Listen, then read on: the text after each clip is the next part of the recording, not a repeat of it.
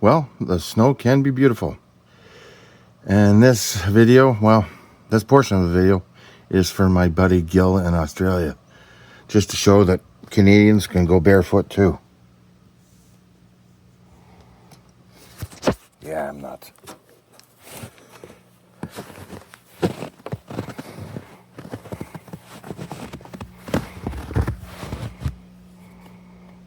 Well, Gil, this is for you, pal.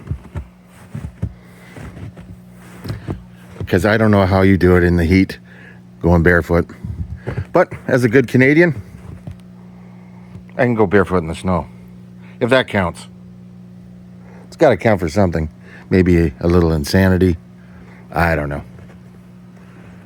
Good way to cool off, I'll tell you that.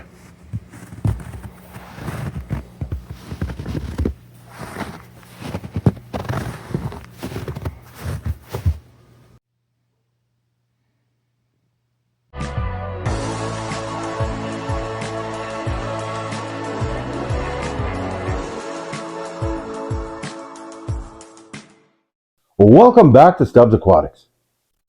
This has just been one whacked winter. Wow. Weird too. Speaking of weird, sorry for the intro where I had to throw my buddy Gil from Gil's Fish Room sort of under the bus, so to speak. I love to make fun of him and vice versa. Great guy. If you haven't already gone to his channel, make sure you do so. Funnier than hell. Will keep you in stitches, and you'll learn too. But be prepared for lots of bare feet. What can I say? Anyways, let's get to the video at hand, and that's been the winter we've had.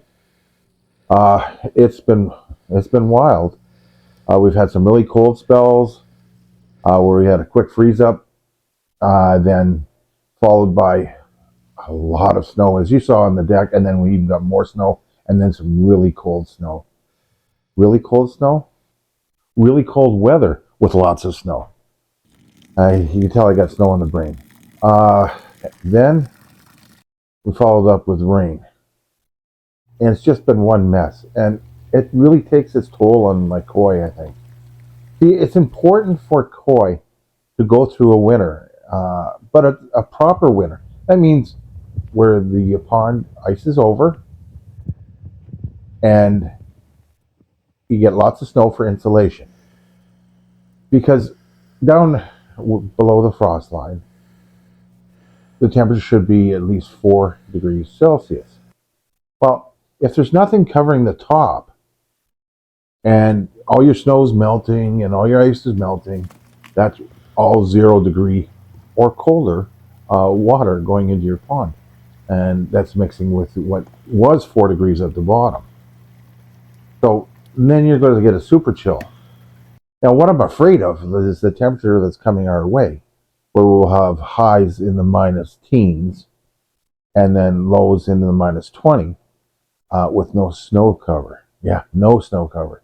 So at least it'll ice up, and hopefully that'll act as some insulation. Would like for some snow to be covered over it.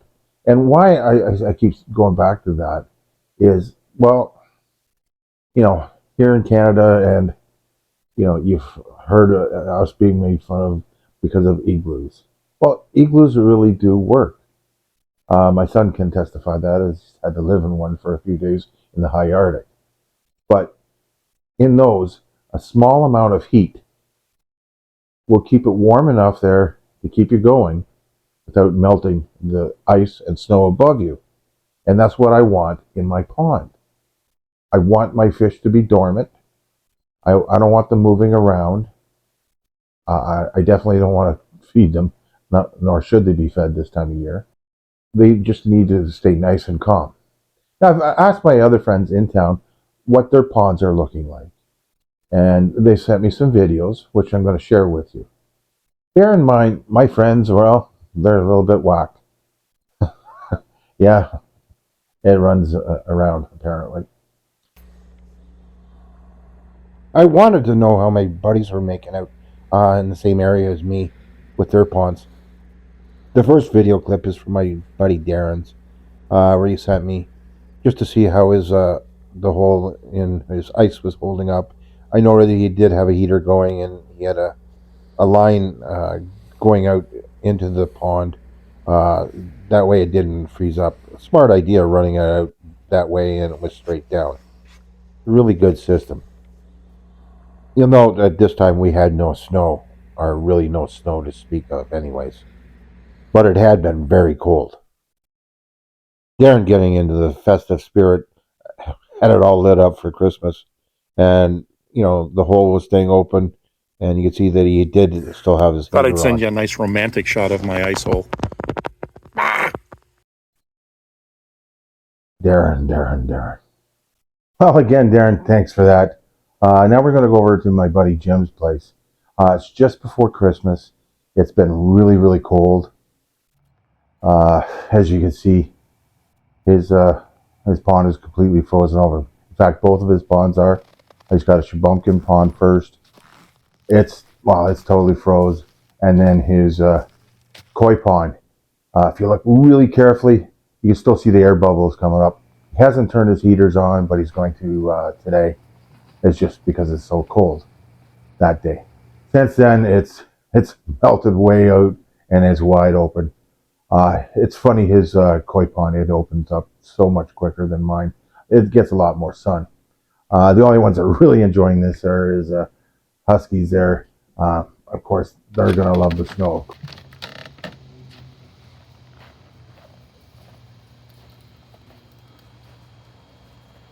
I left Jim's with this. This is going to be great for the indoor pond. Thanks, Jim. Appreciate it. Looks cool. I like it. As this winter progresses, I'm really hoping for snow, and well, magically, I can't believe I'm actually happy that it's snowing. Oh. Yeah, thankfully it's starting to hit us. As you can see, the ponds are, well, they're open. Winter started out pretty good, as in normal. A slow progression of ice over it. I did had adjust one of my pumps and put a check valve in there just so any water wasn't going back up, and it was because it froze up once. And since I put the check valve in, no problem there. But the problem is now it's wide open, and I can't have that. Man, I don't want that at all. Although it is nice to see the fish. We are coming into some really cold weather with highs of -9, -10, and then lows again up into the -20. So, and that's going to be for at least a week. So this is when I worry about my fish the most. That and the spring. Well, if you made it this far, I truly appreciate it. You're rock stars. You allowed to say rock stars anymore? Anyways, you guys rock. I appreciate it. Remember to hit that thumbs up. Think about subscribing and hit that notification bell so you don't miss any upcoming videos. Remember, keep on keeping on. We'll see you real soon.